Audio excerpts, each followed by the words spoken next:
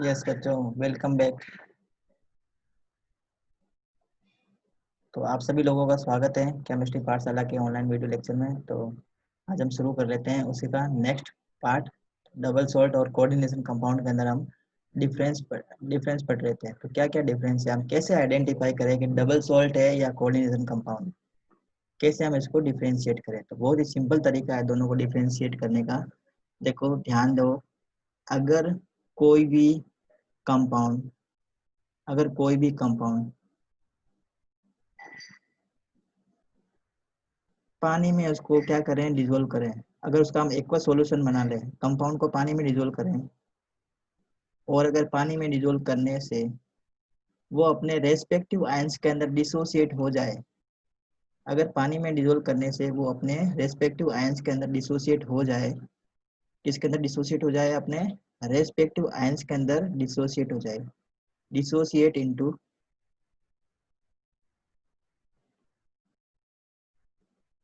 There ions, then the compound will be double salt. क्या होगा वो? डबल सॉल्ट होगा।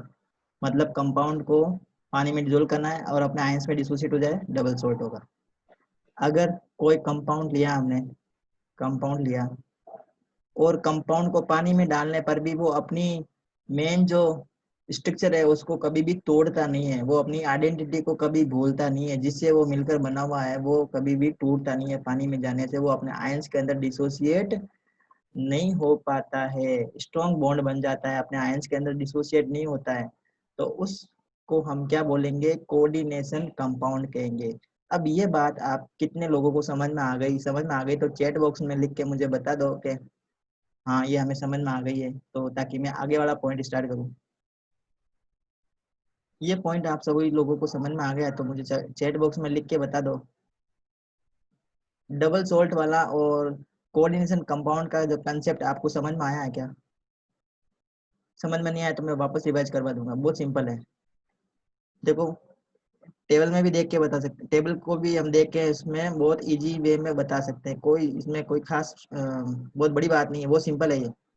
देखो डबल सॉल्ट क्या है? Double salt exist only in solid, सिर्फ सॉलिड स्टेट के अंदर एग्जिस्ट करेंगे। जैसे ही पानी में डिसोल्व करेंगे ना, वो अपना आयंस के अंदर डिसोसिएट हो जाएंगे बस।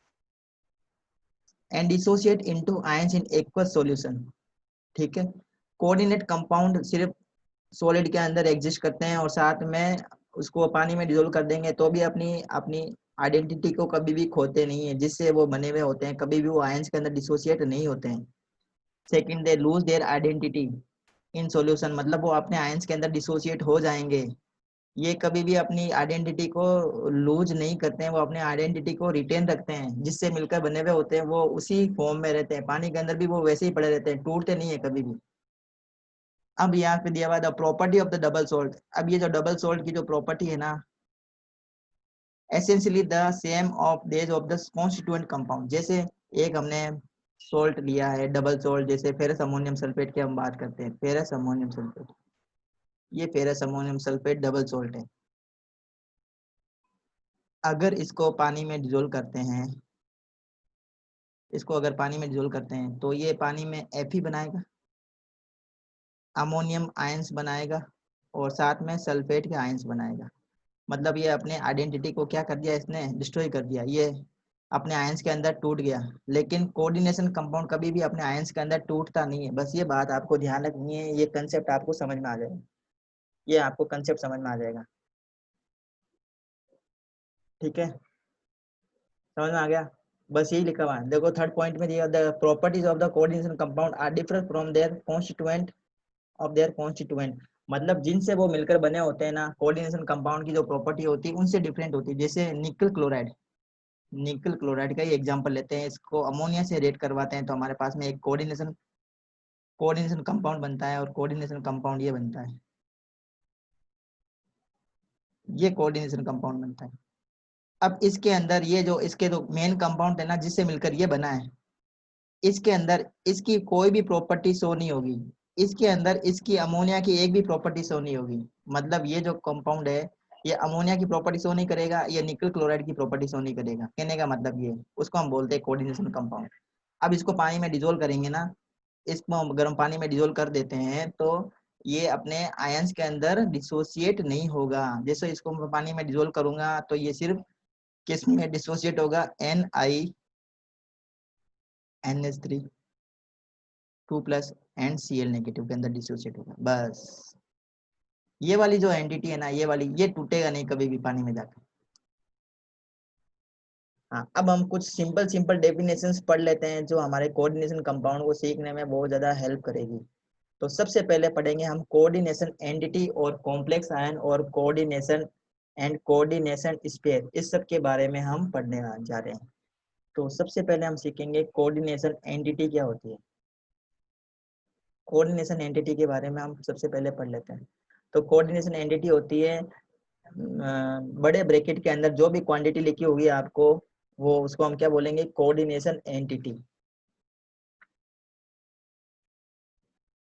क्या बोलेंगे उसको हम, कोऑर्डिनेशन एंटिटी कहेंगे। ठीक है, तो देखो, a coordination entity constituent a central metal atom and or ion bounded to its a fixed number of oppositely charged ion और न्यूट्रल molecules।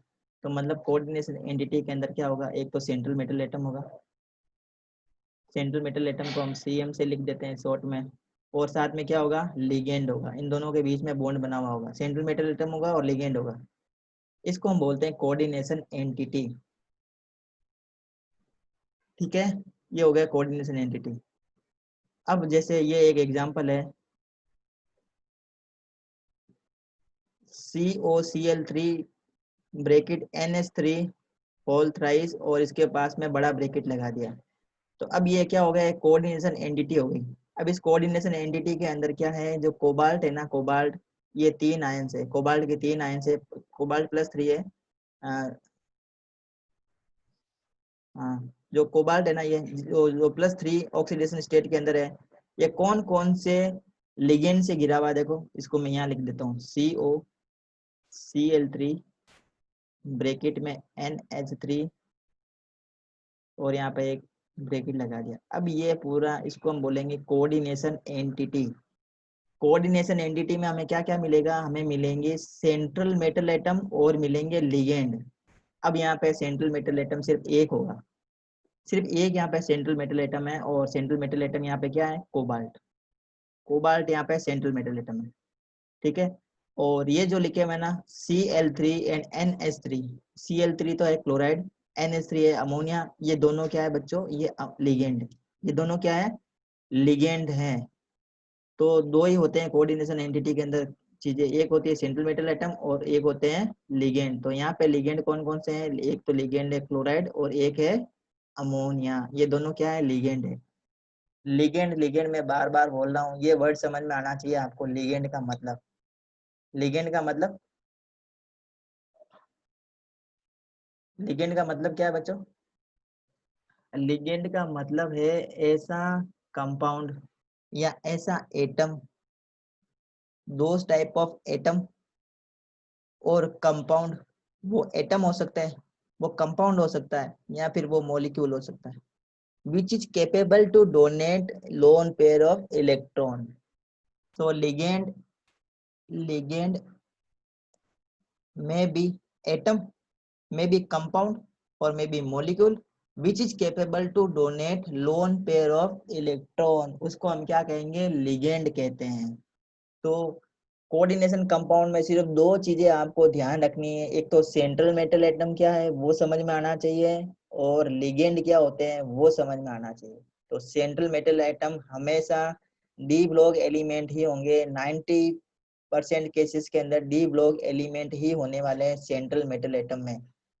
ठीक है, और जो लिगेंड्स होते हैं वो लिगेंड एटम भी हो सकता है, वो कंपाउंड भी हो सकता है, वो कोई मॉलिक्यूल्स भी हो सकता है, वो कोई आयंस भी हो सकता है, which is capable to donate electron to the central metal atom. तो जो लिगेंड है ना, ये ligand atom, compound, molecule, ion में कुछ भी हो सकता है, ये क्या करेगा, ये केपेबल है, किस में केपेबल है, ये इलेक्ट्रॉन के पेयर को डोनेट करने में केपेबल है, किसको, सेंट्रल मेटल को। आई think this concept is clear, समझ में आ गया होगा आपको। तो अब देखो, इसके अंदर सेंट्रल मेटल एटम और आयन और द मॉलिक्यूल, तो वो आयन भी हो सकता है, मॉलिक्यूल भी हो सकता है central metal atom. Bonded to its and to it are enclose in a square bracket, square bracket के अंदर एनक्लोज होते हैं, and the collectively called coordination sphere. तो इनको क्या बोलेंगे, कोऑर्डिनेशन स्पेयर बोलेंगे। ये पूरा एक कोऑर्डिनेशन स्पेयर हो गया, जैसे ये इनका एक कोऑर्डिनेशन स्पेयर हो गया, ये कोऑर्डिनेशन स्पेयर है। इसके अंदर ये सेंट्रल मेटल एटम है और साथ में ये अमोनिया और ये क्लोरीन, ये क्या है, लिगेंड है। ये क्या है, लिगेंड है दोनों। कोबाल्ट सेंट्रल मेटल एटम है, अमोनिया एंड क्लोरीन ये क्या है, लिगेंड्स हैं इसमें। आई think this point is clear, समझ में आया होगा आपको, कुछ समझ में आ रहा। अब जैसे इसका एग्जांपल लेते हैं हम, ये जो अभी सबसे पहले हमने यही पढ़ा था, कंटेंट द कॉम्प्लेक्स। अब इसके अंदर कॉम्प्लेक्स क्या है, ये वाला, इसको कोऑर्डिनेशन कॉम्प्लेक्स बोलते हैं। इसी टाइप से ये एग्जांपल लेते हैं, CuNH3 होल 4 SO4। इसके अंदर ये क्या है, कोऑर्डिनेशन स्पेयर। कोऑर्डिनेशन स्पेयर में हमें क्या क्या मिलेगा, सेंट्रल मेटल मिलेगा और साथ में क्या मिलेगा, लिगेंड मिलेगा। तो ये कॉम्प्लेक्स आयन है, कॉम्प्लेक्स आयन। इसी टाइप से ये इसके अंदर कॉम्प्लेक्स आयन भी हम बता सकते हैं, इसके अंदर ये कॉम्प्लेक्स आयन है। अब ये जो कॉम्प्लेक्स आयन है, इसको भी देखो अलग अलग टाइप में डिवाइड किया हुआ है। एक केटायनिक कॉम्प्लेक्स होता है, एनायनिक होता है और न्यूट्रल कॉम्प्लेक्स होता है। जैसे इसकी हम बात करें, CONH3 6 और इसके ऊपर देखो +3 लगा हुआ है, इसका मतलब ये केटायनिक कॉम्प्लेक्स है। ये केटायनिक कॉम्प्लेक्स है, केटायनिक कॉम्प्लेक्स है, सबके ऊपर पॉजिटिव चार्ज है तो केटायनिक कॉम्प्लेक्स है। एनायनिक कॉम्प्लेक्स क्या होगा, जिसके ऊपर नेगेटिव भी चार्ज होगा, ये नेगेटिव चार्ज है तो एनायनिक कॉम्प्लेक्स है। जिसके ऊपर कोई भी चार्ज नहीं होता है और ब्रैकेट के अंदर घिरे हुए होते हैं, बड़े ब्रैकेट के अंदर होते हैं, उसको हम बोलेंगे neutral complex. I think this concept is very clear, समझ में आ गया होगा आपको। अब देखो एक कंसेप्ट है सेंट्रल मेटल और आयन एंड लिगेंड, ये मैंने बता दिया है, ये मैंने आपको बता दिया है। अब आप मेरे को बताओ, ये देखो कुछ एग्जांपल्स दे रखे हैं, कुछ एग्जांपल्स दे रखे हैं, ये देखो NiNH3 6, इसके अंदर सेंट्रल मेटल बताना है और लिगेंड बताना है। तो सेंट्रल मेटल तो निकल है और लिगेंड क्या है, NH3 मॉलिक्यूल। अब मुझे बताओ लिगेंड कितने हैं, तो आपको ये पता चल गया लिगेंड है और सेंट्रल मेटल एटम है, तो इसमें लिगेंड के नंबर कितने हैं, कितने लिगेंड जुड़े हुए हैं, 6 जुड़े हुए हैं, 6 जुड़े हुए हैं। अब देखो इसमें सेकंड एग्जांपल में, ये देखो COCl NH3 5, इसके अंदर लिगेंड दो है, दो टाइप के लिगेंड है, ध्यान देना बच्चों। सेंट्रल मेटल एटम सिर्फ एक होगा, लिगेंड एक से ज्यादा टाइप के लिगेंड हो सकते हैं, लिगेंड में भी more than one type of ion compound और atom, but central atom only one, central atom सिर्फ एक ही होगा। यहाँ पे कोबाल्ट है जो क्या है, सेंट्रल मेटल एटम है। और लिगेंड कौन कौन से हैं, क्लोराइड और अमोनिया, ये क्या है, लिगेंड्स हैं। टोटल लिगेंड कितने हैं बताओ, टोटल लिगेंड कितने हैं, चैट बॉक्स में, चैट बॉक्स में लिख के बताओ टोटल लिगेंड कितने हैं। 6 है, हाँ पुष्कर ने सही बताया, अबीर ने भी सही बताया, 6 है। हाँ इसी टाइप से देखो ये एग्जांपल दिया हुआ है, ये Fe, इसमें Fe क्या है, central metal atom, central ion बोलो, सेंट्रल मेटल एटम बोलो।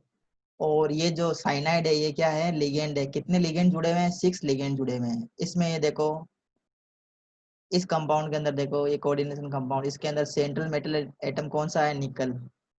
और लिगेंड कौन कौन से हैं, क्लोरीन है और वाटर है, ये लिगेंड्स है।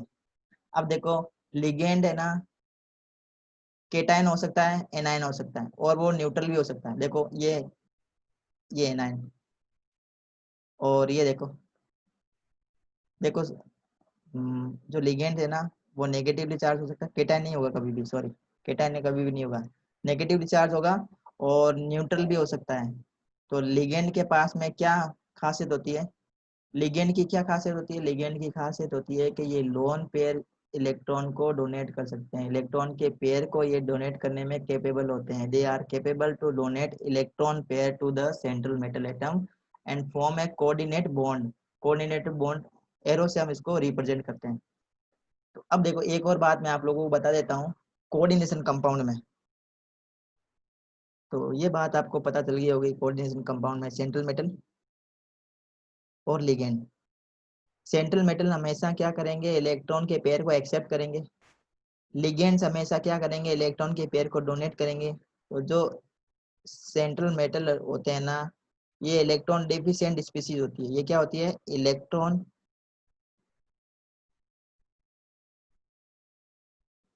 Deficient species. और इलेक्ट्रॉन डेफिशिएंट स्पीसीज को एक और नाम से हम जानते हैं, इसको हम बोलते हैं लुईस एसिड। क्या कहते हैं इसको हम, लुईस एसिड। तो ये लुईस एसिड की तरह बिहेव करते हैं सेंट्रल मेटल एटम। देखो इतना दिन तो हम यही सोच रहे थे कि जो एटम्स होते, जो मेटल्स होती है वो हमेशा क्या करती है, वो इलेक्ट्रॉन को डोनेट करती है और केटायन बनाती है। मेटल की खास होती है कि वो इलेक्ट्रॉन को डोनेट करती है। और यहाँ पे तो देखो उल्टा काम चल रहा है।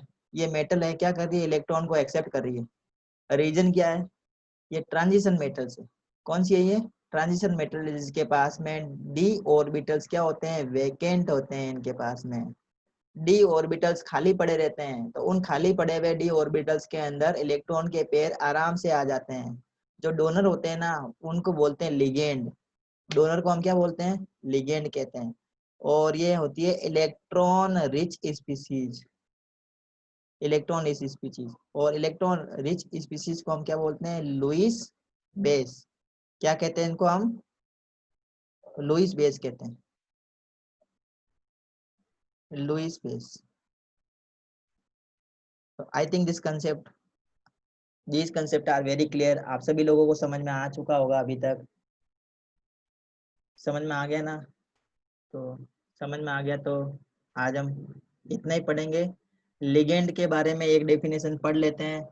लिगेंड मैंने बता चुका हूँ, बार बार मैंने बता दिया। अब ये कंसेप्ट आपको अच्छे से दिमाग में फिट हो गया होगा। एटम हो सकता है, या फिर वो मॉलिक्यूल हो सकता है, या आयन हो सकता है, which is capable of donating loan pair of electron. Loan pair of electron की मैं बात कर रहा हूँ, इलेक्ट्रॉन की बात नहीं कर रहा। सिंगल सिंगल इलेक्ट्रॉन की बात नहीं कर रहा हूँ, मैं इलेक्ट्रॉन के पेयर की बात कर रहा हूँ। लोन पेयर ऑफ इलेक्ट्रॉन को ढूंढने में कैपेबल होते हैं, उनको बोलते हैं लिगेंड। तो लिगेंड के पास में हमेशा एक्सिस ऑफ इलेक्ट्रॉन होगी। जिसके पास में इलेक्ट्रॉन की एक्सिस होती है, तभी तभी तो वो इलेक्ट्रॉन के पेयर को डोनेट कर सकते हैं। फिर हम पढ़ेंगे types of ligand, very very important point, types of ligand. तो ये हम करेंगे कल। तो आप लोगों को वीडियो लेक्चर अच्छा लगा होगा। तो आज का वीडियो लेक्चर हम यहीं पे खत्म करते हैं।